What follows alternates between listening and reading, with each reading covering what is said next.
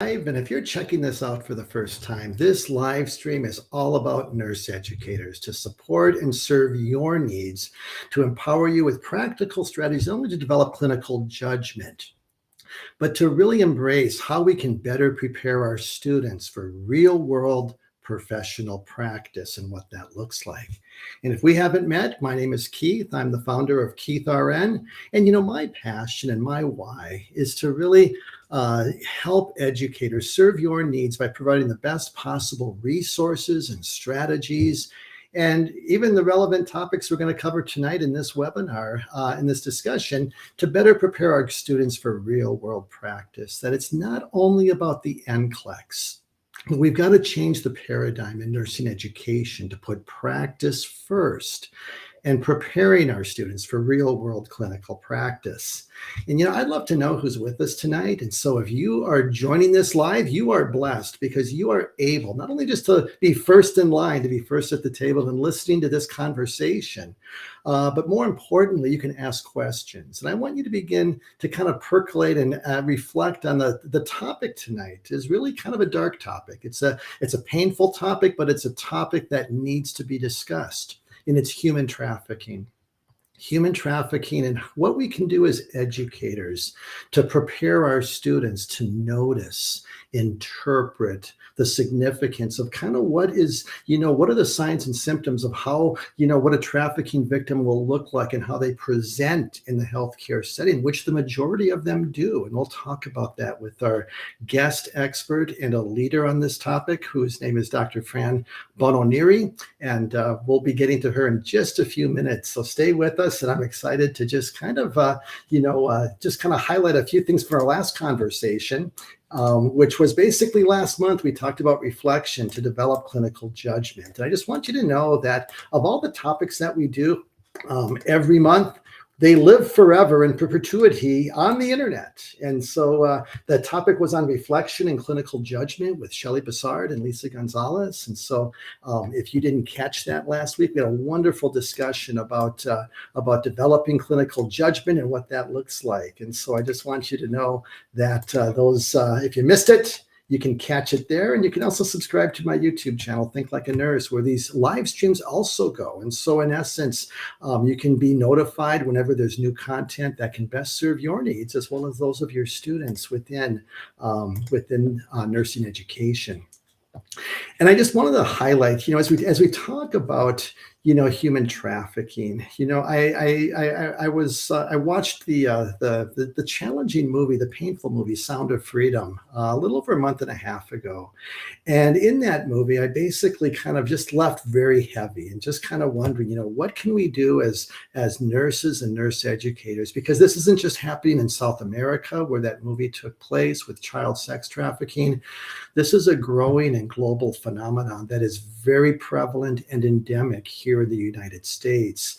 And so I basically posted about a month and a half ago, just kind of saying, hey, if you're an expert on human trafficking or know somebody who is, I'd love to do a topic for a future Facebook Live to empower nurse educators to kind of identify, these signs of trafficked victims and what that looks like. And I was blessed to have Dr. Fran Bononiri reply, who's also, I didn't realize, an incredible nurse leader who has also written an article. She's a nurse and nurse educator who published just this year in Nurse Educator Today. I'll pop this in the chat.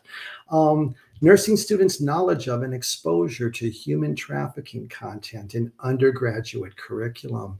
And, the challenge that we're facing right now in nursing education is that, and we'll get into the weeds of this article, but I want you to access that on your CINAHL database as soon as you're able, because what it highlights is that human trafficking and the victims of human trafficking, majority of them present into our healthcare settings.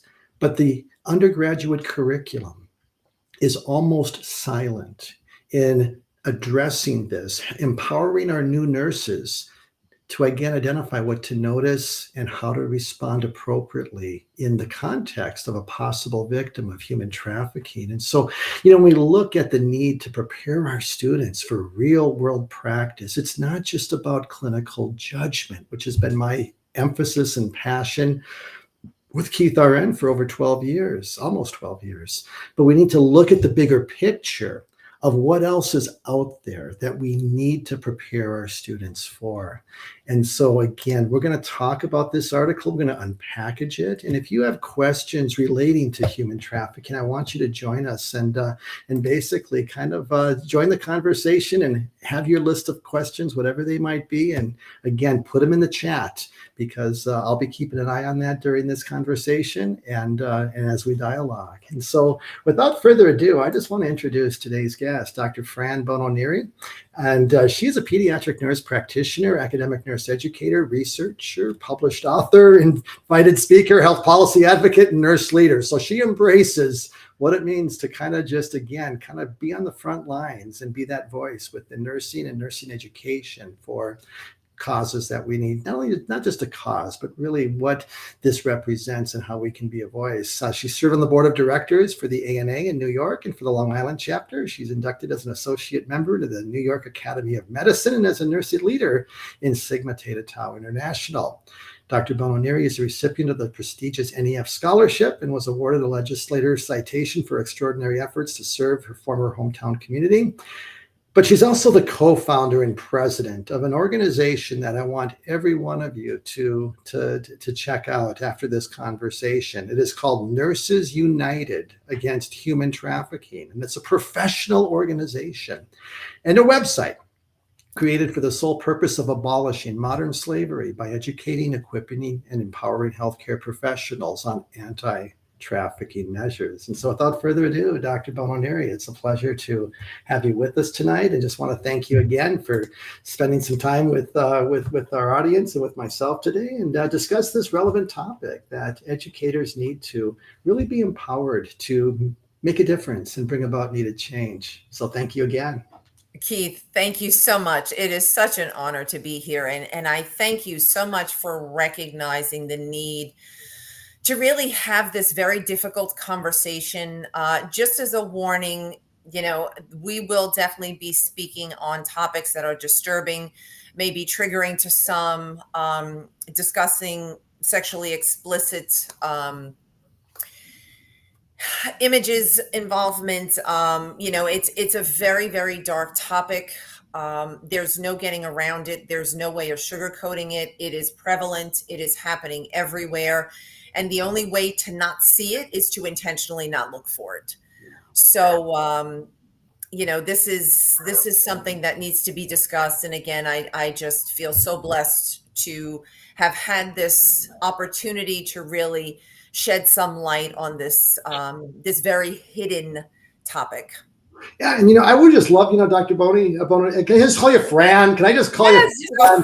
We're colleagues and we're amongst colleagues. We are. I would just, let's just start, before we get into the weeds, kind of share your journey as a nurse and nurse educator, and just kind of, and now into what you're doing now as the leader with the Nurses United Against Human Trafficking. But what was your journey in nursing and nursing education? Because you're one of us. You're not just a content expert, you're also a nurse and nurse educator. So I went to the dark side. No, not at all. But tell us about your journey real quick. Yes, of course. So I earned my bachelor's in 1992. So I've been a nurse for over 30 years. I never thought back then when I graduated and started working as a staff nurse in pediatrics, I started in peds literally day one. I was offered a position working days for pediatrics, which was very unheard of back in 92, but just fell in love with the pediatric population. And it's so funny because looking back now and the things that I've done, and I am a woman of faith, and I really do give God all the glory because he puts us in positions that he knows that we need to rely on him and his strength to get there and to do. But just, looking back, I would have never thought as a staff nurse that I would have done and continue to do the things that I'm doing. Working for as many years as I did clinically, and then having this incredible opportunity to now serve as a mentor and help rear my future colleagues is an incredibly humbling position to be in. And I just feel, again, very blessed to know that my knowledge and expertise is really helping to shape what is the future of our profession. So very, very grateful to be a nurse, an academic nurse educator as well. And the leadership positions, again, just really, I not only talk the talk, I walk the walk, so to speak, because I'm always instructing and helping to really empower my students to say, listen, the sky is the limit. Anyone who says that it's not in nursing, please don't listen to them, because we need to have that seat at the table. We need to really exert our leadership skills and roles because it is paramount to our profession. And so being able to really have that seat at the table that my students see, wow, she's really living it and doing it. It is tangible, is 100% what I want. Mhm. And So I hope that answers your no, question. totally, Brad. And I just, as you look at just, a lot of buzz about human trafficking, it's been a problem for a lot of years. This is not a new problem. Slavery and, human trafficking goes back hundreds of years, unfortunately, and our country has a history of that. But recently, it's becoming something that is becoming more noticeable. The Sound of Freedom movie, I think, was something that has brought needed kind of out of the shadows and making it kind of evident. But I'd like to kind of just, if you could define human, it's like clinical judgment. We have to define our terms. Yeah. So let's define human trafficking as well as the scope of the problem, and in the United States as well as globally. So just kind of give us that big picture understanding and the definition of human trafficking. Absolutely. And I really appreciate you bringing in the buzz that has been very prevalent lately, particularly because of the movie Sound of Freedom. Now, Sound of Freedom is taking place in a different country. And so human trafficking looks very different here. So just really putting that into perspective. Some people think of the movie Taken, that this person is abducted. Again, that really is not the case. But just to give you the definition, human trafficking is the recruitment, harboring, transportation, provision, or obtaining of a person for labor or services through the use of force, fraud, or coercion for the purpose of subjection to involuntary servitude, peonage, debt bondage, or slavery. It is an exploitation based crime against a person for labor, services, or commercial sex act. Now, a commercial sex act is defined as any sex act of which anything of value, such as money, shelter, food, protection, can be a substance, is given to or received by any person. Now, when a minor, anyone under the age of 18, is induced to perform a commercial sex act, it is a crime. Force, fraud, or coercion do not need to be proven. It is human trafficking and it falls under mandatory reporting guidelines. And, I just want to clarify, people think of smuggling and trafficking as something that's interchangeable, and these terms are not.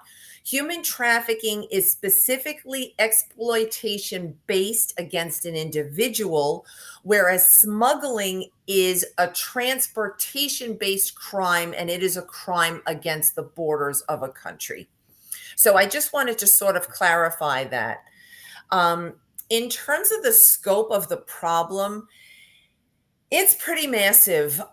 There are more slaves today than ever existed before in history.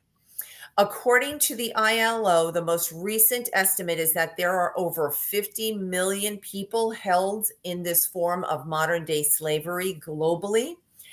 And the numbers are estimated to be at about $150 billion gross income annually. Now, those actually are based on older metrics. A more recent statistic that I came across is like $250 $144 billion.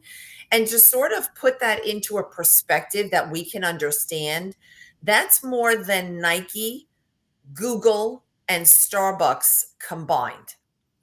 So you are looking at profits that are exponential off of the sale of human cargo. Unlike a drug or an illicit arms trade that takes place once and it's gone, that item is gone, a human being can be sold over and over and over again. And because of the heinous acts, the egregiousness of these crimes against these individuals, they are coming in accessing healthcare. And that's where we, as healthcare professionals, come in to help disrupt that cycle.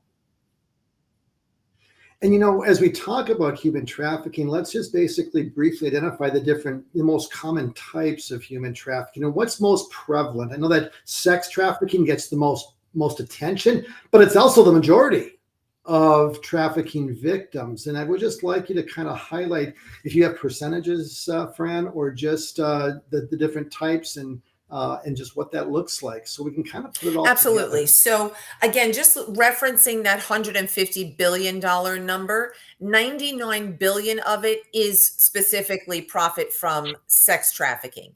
Now, there are different forms. The most commonly known forms would be that labor trafficking and sex trafficking, but there is domestic servitude. There is organ trafficking, where these organs are sold on the black market.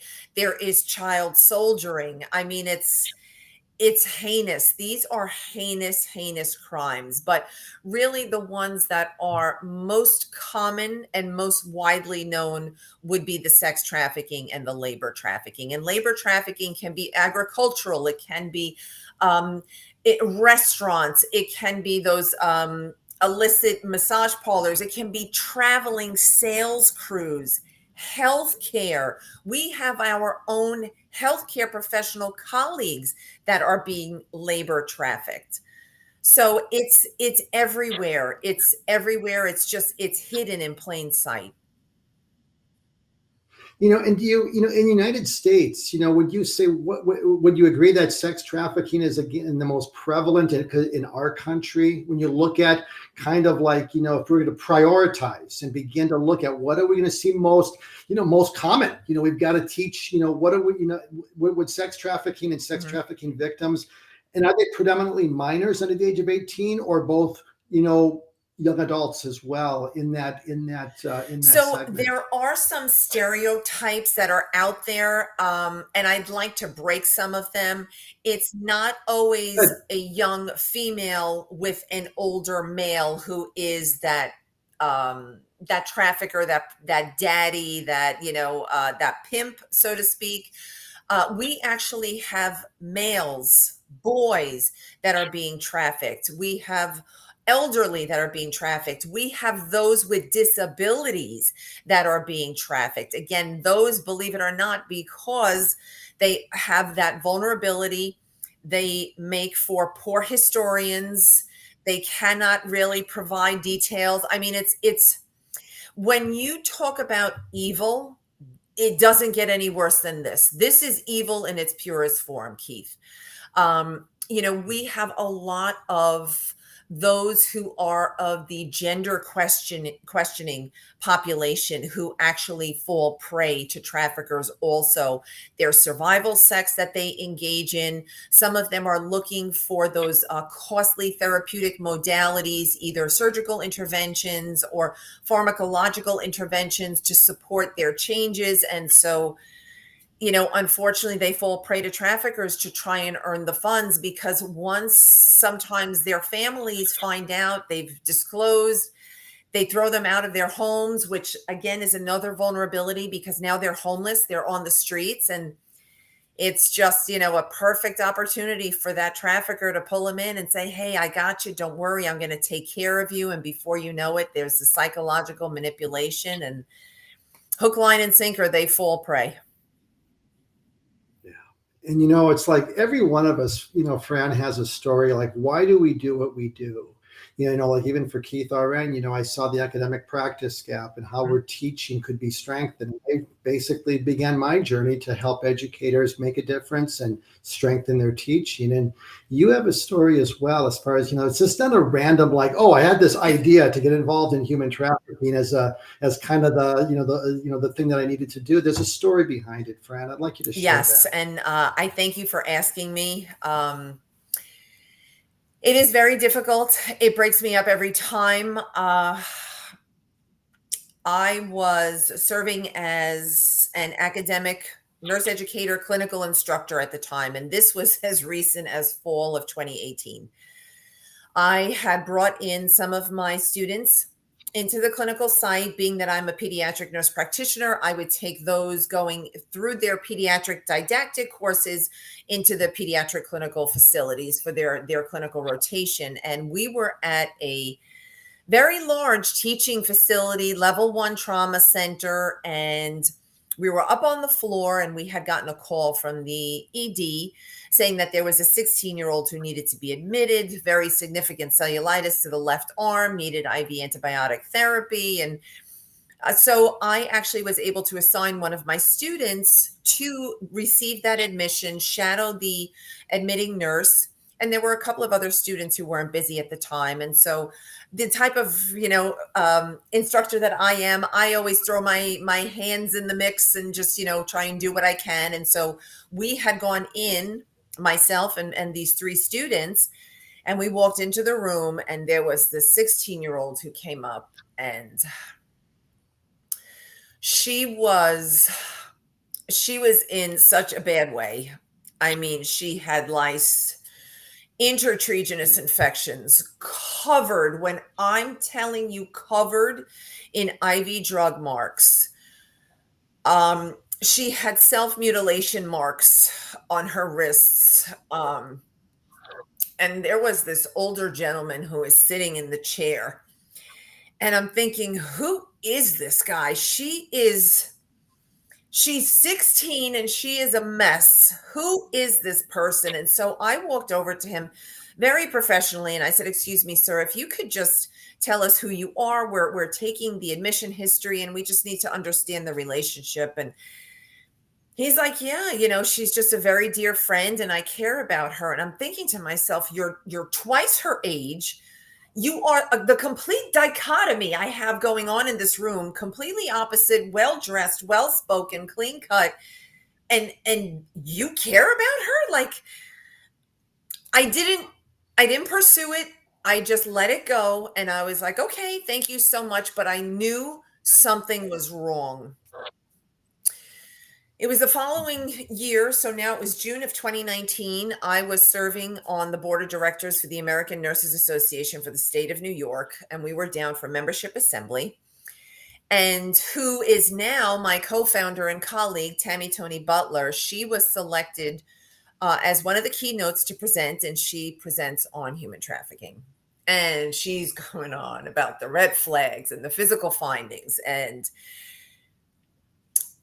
all of a sudden, I just had that 16-year-old in front of me, and I'm saying, how the heck did I not know? How did I not know? I was already in the nursing profession for 28 years at that point. How did I not know? I failed. All of us, every single one of us failed as a mandated reporter. Because again, she was a minor. She was 16. She was clearly being trafficked. And it was just so overwhelming. And I ended up going up to the lobby. And again, hand to God kind of moment that I'm a woman of faith. I ran into Tammy in the lobby and I was like, "Listen, I need to talk to you because I was hit by an 18-wheeler down there." And so I started to explain to her what exactly had taken place. And she said she absolutely was being trafficked and her trafficker was sitting right there. And I said, "Listen, here is my business card. I don't know how to help you, but please let me help you." And that ultimately became the birth of Nurses United Against Human Trafficking, because the 2 of us came together and we educate, equip, and empower our healthcare professional colleagues on breaking this cycle by being able to identify, respond, treat, empower with resources, report in cases of minors, and really provide all of the facets and components that we as healthcare professionals need, not only to identify, but to move forward and make sure that those wraparound services are being provided. Trauma informed care. Yeah. And so let's, that is, and it's like, it's something, Fran, that it's like, that's Yeah. life changing. And it's like, every one of us as nurses, we have an intuition and that gut that something isn't right. But when you don't know what it means, you see, when you Yeah. look at clinical judgment, you have to first notice, and you notice very clearly, but you weren't able to interpret That's what right. it meant. And because you didn't interpret and were unable to do so, you were unable Yeah. to respond appropriately, which is the next step of clinical Yeah. decision making. But what I would like to talk about now is, how do we notice? What are those red flags that every nurse needs to know, as well as nurse educators to implement and to talk about? What do we need to notice as staff nurses in whatever setting we're in? Because this is, Yeah. across the healthcare where they're, ER is obviously ER or the med Everywhere. surge, but there are red flags, Fran. So let's talk about the red flag diagnoses, the red flag patients that are more that you're, as well as other extreme, kind of like the ripple effect. So what's core, and let's just kind of then, so we can, and I want the educators who are listening to this, whether you're listening live or recorded, write Yeah. these down. And I also want you to ask questions. Those that are here live, this is for you. And you're basically, if you have a specific question, pop it in the chat and we will get to it by the end of this as soon as we can. So, friend, let's talk about red flags. Let's empower our audience to say, okay, what does it Sure. look like? And the most common types of scenarios. Give us Okay. those red So flags. I just want to preface by saying that anyone who is watching, believe me, you've missed.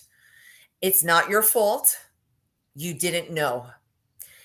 Anyone who comes in with suicidality, anyone who comes in with a near overdose, substance use, anyone who comes in with STI, STD, ectopic pregnancies, multi-gravida, anyone who comes in with non-fatal strangulation, anyone who comes in with domestic violence, intimate partner violence, because please understand that there is something called Stockholm syndrome that is occurring.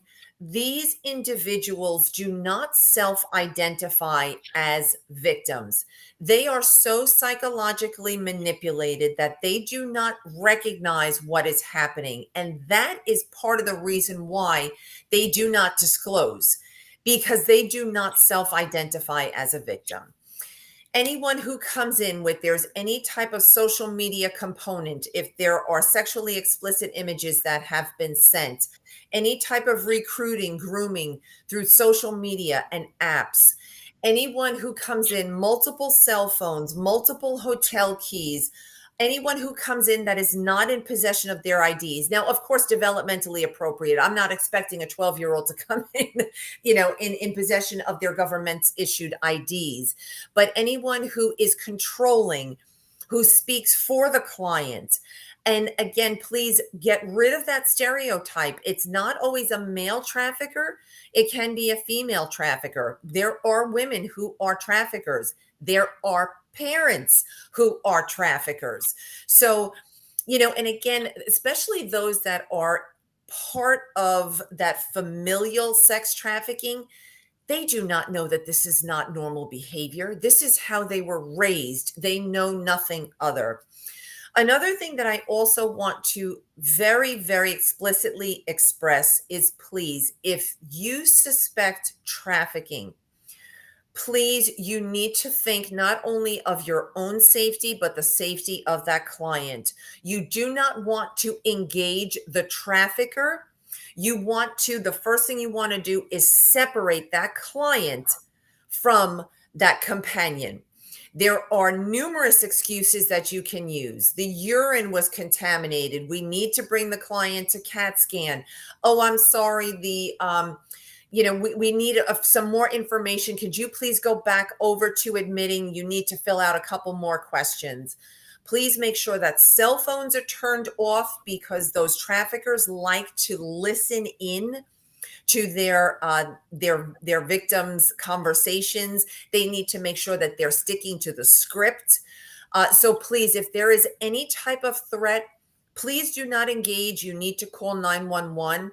And also, do not speak in a negative light to that client about that potential trafficker.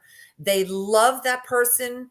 They become their world. And so if you start to speak in a derogatory manner, they are going to completely shut down, and they will no longer speak to you, and they will no longer engage with you. Anyone who is coming off of the script, so to speak, that they are changing up their stories, those that are coming in with bruises in various stages of healing, neonatal abstinence syndrome, anyone who's born prematurely in the NICU with NAS, please, you need to think human trafficking. And, I know that this is probably very shocking to a lot of you that are out there, because how many of you work NICU and, oh yeah, mom was just a substance user, mom didn't think any better and she just continued to use. Please recognize that that's a vulnerability. Is anyone with a substance use addiction is a vulnerability, and eventually that trafficker uses that vulnerability against that person and says, listen, you go service your 20 johns for the day and then I'll give you your fix. So it's also a coping mechanism to deal with the life that they are subjected to on a daily basis. And, so we really need to pull back from that diagnostic overshadowing. Like that 16-year-old Keith, everyone saw her as this throwaway, drug head, promiscuous youth, completely failing to recognize what was happening to her. And that is something, again, that I live with on a daily basis, because all of us were like, all right, she's 16 and she's strung out on drugs, because we had no idea. We had no idea. Because, yeah. And to me, Fran, when you look at those symptoms, it's kind of like, what I would like you to maybe pull back a little bit more and say, let's cluster 2 or 3 together, just like how sepsis is not just an elevated heart rate, it's a lowering blood pressure. It is a rising temp. And when you put the 2 or 3 together, now you have a clearer clinical picture. So in the same way, can you put 2 or 3 of some of these clusters? You gave a lot of data, but I'd like you to cluster it so that there's a little bit more clarity to kind of be able to have a little, take that information, but now let's cluster 2 or 3 that are pretty typical that that's just going to kind of like take it to the next level. Sure.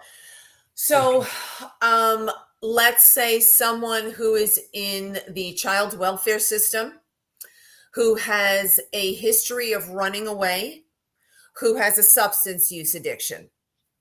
Boom, human trafficking. Anyone who comes in, again, with domestic violence, intimate partner violence, anyone with strangulation, anyone, again, non-fatal strangulation, of course, anyone who comes in who also has somatic complaints, suicidality, please cluster those together, recognize, okay, something else is going on here. I'm trying to think what others I could cluster. Again, those adolescents who come in with frequent STIs, frequent STDs, ectopics, unwanted pregnancies, frequent pregnancy termination, could be self-induced. Think human trafficking. Monikers, please. Monikers are very important. That's another thing that I wanted to mention. Anyone who has tattoos that are of crowns, dollar signs, roses, initials, Big Daddy, or anything that is very profane in nature, like if you pay me kind of thing, please think human trafficking. Monikers are very, very big because it shows possession. And so a lot of these traffickers will literally brand their victims, and they brand them with these tattoos. So anyone who comes in with a tattoo, don't be blatant about it and just say, "Hey, that's a really neat tattoo. Where did you get it? Did you want that, or did someone ask you to get it?" Sometimes when in the grooming process, they'll actually use Sharpies. And so you may actually see like a Sharpie mark that's not permanent. And again, that might be someone who is in the grooming process. So I hope that answered your question, Keith. Does excellent, and that I kind of think it will give us, just a little bit more, just to kind of like go from the funnel and begin to kind of narrow it just a little bit more, Fran. And let's talk about vulnerable populations. Because it's an exploitation of the most powerless in our in our society, and that's evil as well. It's is that they are vulnerable, but what does that look like? So let's define these vulnerable populations that kind of can then basically then the signs and symptoms. Again, it's another layer of suspicion and elevating that concern. So what does that vulnerability typically look like? What are those populations? Absolutely. So again, I'm going to start off by saying there is no prejudice or bias as to who gets recruited into the life. Black, white, rich, poor, affluent. It crosses all geographical boundaries, all socioeconomic classes. So please recognize that it's not always going to be that stereotypical indigenous population or minority or gender questioning. Yes, there is more prevalence in these populations, but it can be anyone. It can literally be a female who lost their father figure, who is looking to have that replacement in their life. It is a void that they are trying to have filled, and that trafficker comes along and fills it. It can be to fuel a substance addiction. Okay. And again, that's one of the vulnerabilities. Please, anyone who comes in with some sort of substance use, please put human trafficking on the radar. It can be someone who, again, lack of education, someone who doesn't have a lot of life skills. So again, I'll take care of you. Come live with me. I love you. You're beautiful.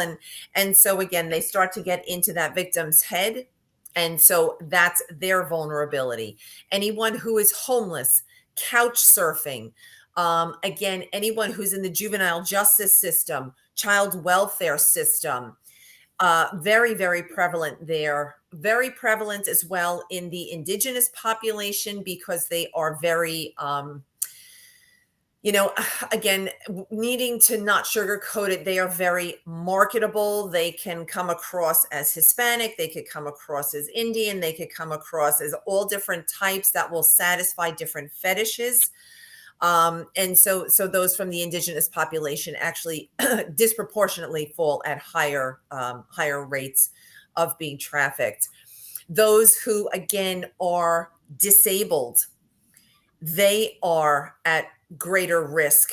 Those who are in group homes, those who are in long-term care facilities, believe me, we're seeing it. But it's really anyone and anyone who has some sort of need that is just they're looking to fill. And it could be just that Maslow's basic hierarchy of needs, from shelter to food to love, longing for acceptance. It just really runs the gamut. But it is literally an exploitation of a vulnerability, of a need. Got it. Got it. And as we've talked about the noticing, the interpreting, the responding, what I would like, let's highlight the responding that we need to do, as that we need to empower our students who are going to be entering practice, as well as if we're nurses in practice. When you talk about mandatory reporting, what does that mean?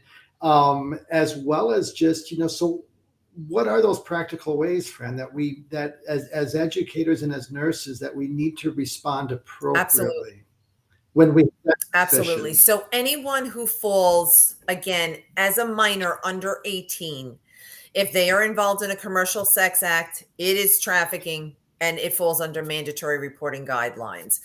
Those who are over 18 or 18 and over, I should say, sometimes there are other criterion that will actually make mandatory reporting required. And that's really based on state, local, and tribal laws.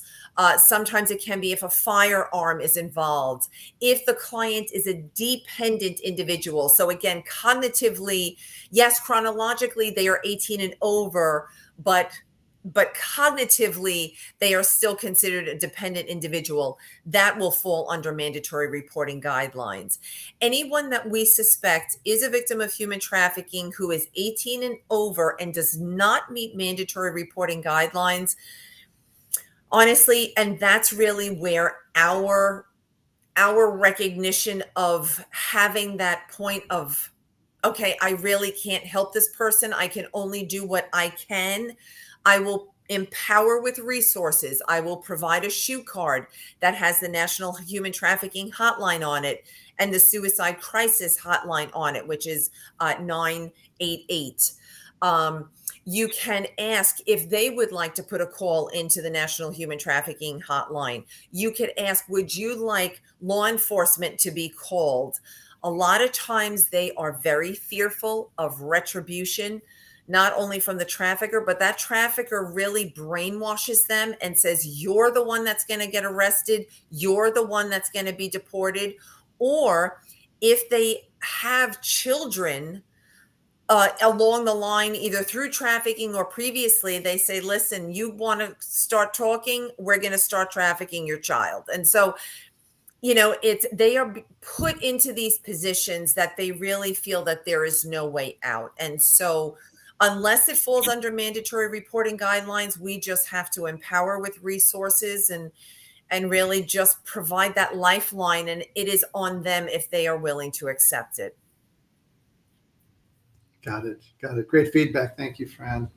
And I'd like to kind of transition to your article that was published in Nurse Educator today, because our audience is primarily undergraduate nurse educators who are in a position of teaching the next generation of students. And the link to this article is in the chat already, but it's titled "Nursing Students' Knowledge of and Exposure to Human Trafficking Content in Undergraduate Curriculum." And so highlight that article, Fran. Tell us the inspiration of it, what the findings were that are relevant to nurse educators, and really what we need to do differently to bring about needed change. Absolutely, Keith. And thank you so much for asking. There are some historical studies that specifically are looking at not only the retrospectively, the number of survivors that were seen by a healthcare professional during their trafficking life. And those numbers are upwards of 70 to 90%, with most of them being missed. Then there are some other studies that were looking at healthcare professionals that were already licensed and their knowledge of human trafficking content, anti-trafficking measures, how to identify, how to respond, how to treat. And so my colleague and I, Tammy, we said, all right, listen, there are these studies that, again, they're historical. Let's just put it that way. They're like 2014, 2012, 2016. And so we said, okay, well, they're looking at them licensed. But what's happening pre-licensure? And so I would speak to some of my colleagues in academia, particularly those in pediatrics, OB, because that's really my niche. And I'd say, so how much are you kind of teaching on human trafficking? They're like, yeah, maybe a slide or two in one lesson. And I'm like, okay, do you have any idea what's going on out there? And again, they don't. And so I said to Tammy, I said, listen, we just really need to take a deeper dive and gather some hard data on this. And so we were able to gain access to the National Student Nurses Association, the NSNA, which I'm sure that all of the audience is familiar with. And so our inclusion criteria were that they were NSNA members, that they were current RN nursing students. So that included diploma, associate, as well as baccalaureate, or they were already graduated a year out from the time our survey was sent, RN again, because we figured that they would have some recollection. And we specifically focused on students that were going for their RN because of their scope of practice. LPNs, LVNs, highly valuable, but ultimately that assessment piece that they are contributing to needs to be validated by that RN. So ultimately the RN is responsible for that assessment. And so that's why we specifically chose the RN. So we had an N of 644 after we cleaned the data. We had distribution, beautiful distribution and representation from across the country. The only states we were missing from were Maine, Wyoming, and the District of Columbia, if you can imagine. I don't know what happened there, but nonetheless, we were missing them. And the results were they were staggering. Out of the 644, 91.4% reported minimal to 0 minutes being taught human trafficking content. That's pretty much saying that, okay, so when we have them in our four walls of academia, that we can hold them accountable for this content and not teach to the test. And that's a whole nother can of worms that I'm sure that we'll get into. But this is practical knowledge that they need, because with 90% of survivors reporting, yeah, I was seen by a healthcare professional during my trafficking life and I was missed, you better believe that they are intersecting with us in the healthcare sector. And so they are ill prepared to be able to identify and respond to this population. We also did a perceived knowledge sum score. So this was a Likert style question. We asked 11 questions. So the range would have been from 11 to 55, looking at what is your level of knowledge of the TVPA? What is your level of knowledge of trafficking versus smuggling? So this was not content based. It was, again, that perceived knowledge. We had over 80% reporting, yeah, I have some to no knowledge. We also did 2 outcome variables. Both were visual analog scales that we were looking at their level of confidence, one, in being able to identify those red flag findings, clinical presentation, signs and symptoms. We had less than 1% reporting full confidence in being able to do so. Now, please, I need to really reiterate that out of those 644, some of them were already graduated practicing nurses. The other visual analog scale that we did was looking at their level of comfort, their level of confidence in actually treating and responding to a victim of human trafficking. And we had less than 5% reporting full confidence. So they are completely ill prepared to care for this entire population that is coming in, accessing healthcare. And that opportunity, if we do not harness it, it is a missed opportunity that we may never get again with that client. And it still haunts you to this It day, does. doesn't it, Fran? That opportunity 6 years, 5 years ago, and what it represented, because every person has value. Every person, again, is a Yeah. child of God. And we have responsibility to, again, do something to address that. And when you look at, it's kind of like, when you look at the why, Fran, when you look at why is the nursing and curriculum and undergraduate programs almost silent based on these survey findings of students recollection of what was covered and taught, which is minimal. Why? Is there some? I have some things I'd like to know. I have some thoughts of my own, but I'd love to know. Because we need to change that. But what is driving that, and why is the curriculum not rising to the growing challenge that we're seeing in practice related to human trafficking today? You know what, right Keith? now? Because nurse educators, we as seasoned healthcare professionals, we are not recognizing. We are unaware of the prolific and prominent nature that human trafficking has in the healthcare sector. And so if we are unaware of it, then why would we teach to it? There was a study done by National Council of State Boards of Nursing. It was in 2021 that they were looking at different areas of content being taught in pre-licensure programs. Again, Likert style scale. So 1 was no importance, 5 was, the highest importance. And they actually asked specifically signs of human trafficking. It didn't even hit the 4 mark, being moderately important. It was somewhat important. So again, if they are not recognizing the importance of having this taught, then why do it?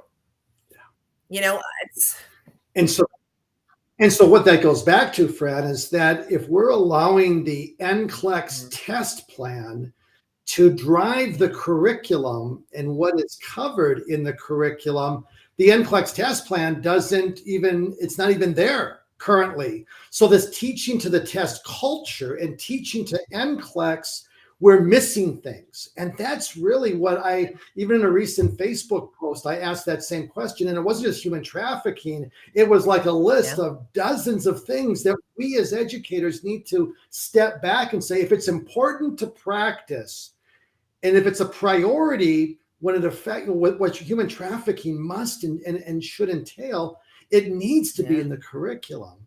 And we need to be a change agent to advocate for that ultimately. But Fran, I'd like to kind of now talk about what can we do as educators to be part of the solution? How can we begin to practically, whether it's in the curriculum or not, how can we as educators begin to basically then take some steps out of the wilderness and basically begin to align ourselves in our teaching and all that we do with practice as it relates to this topic of human trafficking, because this must be covered in our content, regardless of whether it's on the NCLEX or not. That's one of the consequences, the tragic consequences of that academic culture that all of us can change. So let's talk about how we can change this around.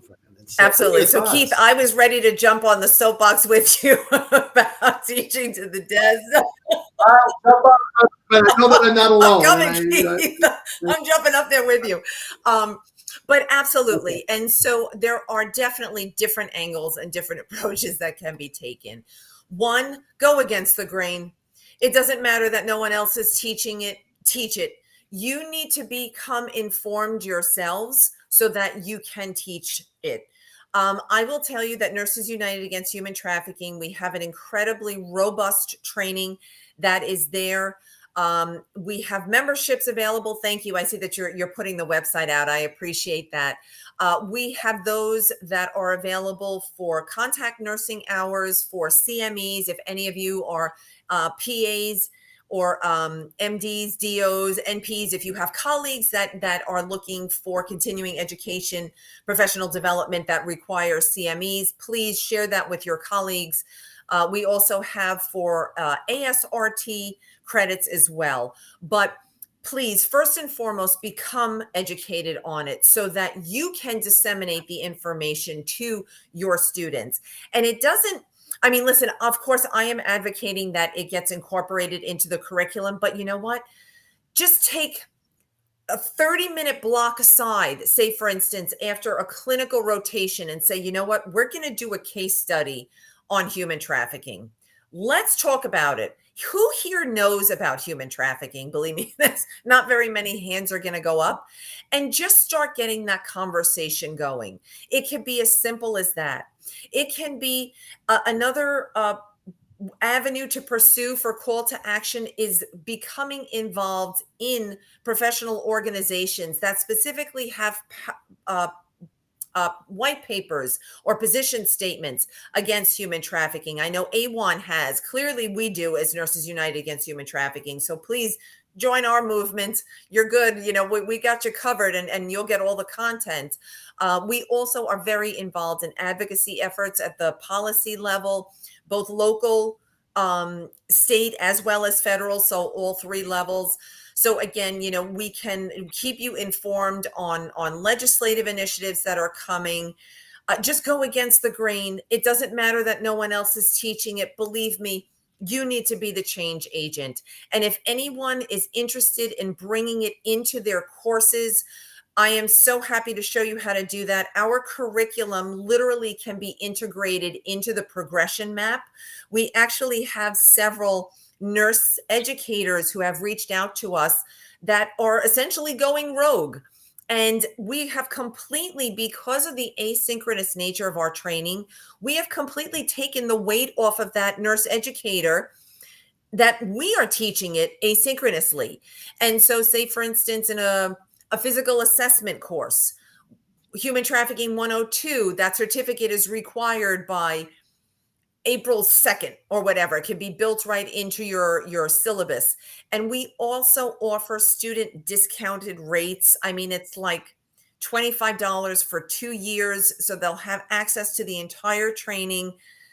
It's please, if the financial impact is there, please just email me. We're so happy to work with you. Please don't ever let cost be a prohibiting factor. We just need to get this information out there. And again, we are completely taking the weight off of you because we're going to teach it for you asynchronously. And so, can your website stand as a standalone, reputable source of information on human trafficking, friends? So really just going to the website that's in the chat that I did share. You can pop again on the sky. You got your email, but I can just pop it on again. With that site, got a lot of stuff there, a lot of layers of information to get that education piece, to get the ball started. And then they can kind of explore the other things you're doing with the training, curriculum. But yeah, this would be probably one of the best places for any nurse or nurse educator to get educated on the topic. Yes. Would you agree with that? I mean, you're a little partial. I'm not biased. I know you're an expert. No. Yes, absolutely, Keith. And just 2 other things that I wanted to mention. We also developed a human trafficking simulation. If anyone is interested in that, please reach out to me. One of our executive board members is a sim expert. And so we rolled it out with 2nd-year nursing students. Phenomenal results. It was scripted. The whole thing is done. So please feel free to contact me about that. Also, a scholarship has been established. I'm always embarrassed to say the name of it. It is the Francine Bono Neary Scholarship. It's through NEF. Anyone who is pursuing master's or doctoral degrees that are specifically focusing on human trafficking, sexual assault, forensic nursing, you will be eligible for this scholarship. Please go to the NEF website. And so either if any of your students are pursuing it, or perhaps you're pursuing it yourself, that you want that terminal degree, please, you will be eligible for that scholarship if you are focusing on any of those topics. Excellent. And, I just want to kind of close this conversation as we're getting close to the 9 o'clock hour here Central, respecting everyone's time. But one thing that I would add, friend, or just maybe just to highlight again, is that once we as educators are educated, what I see are kind of like, ground zero for the first step that you can take as an educator. If you're teaching clinical, make your post-conference, spend that 30, 40 minutes, it takes debrief for the first 15 to 20, but then today we're going to talk about human trafficking. We're going to talk about what is it that we need to notice as nurses, how do we interpret those signs and cues, and then how do we respond? Just a 3-part dance that again can make a difference in the life of a human being that is so precious, that's being exploited.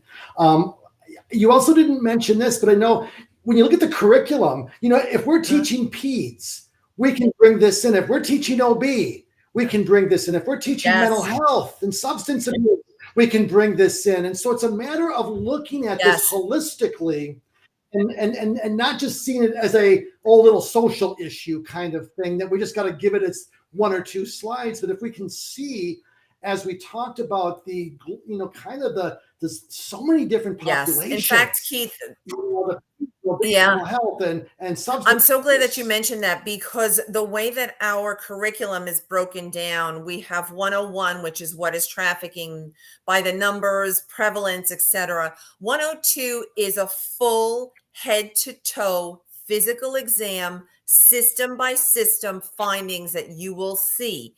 From somatic complaints, we cover neuro, we cover head, eyes, ears, nose, and throat, integumentary, everything, literally system by system, which could easily be incorporated into a health assessment course or fundamentals course. We have then ACEs, adverse childhood experiences, going into the substance use and the intersection with human trafficking, homelessness, juvenile justice system, child welfare system. Then we have something specifically on trauma, the neurobiology of trauma, the chemical dump.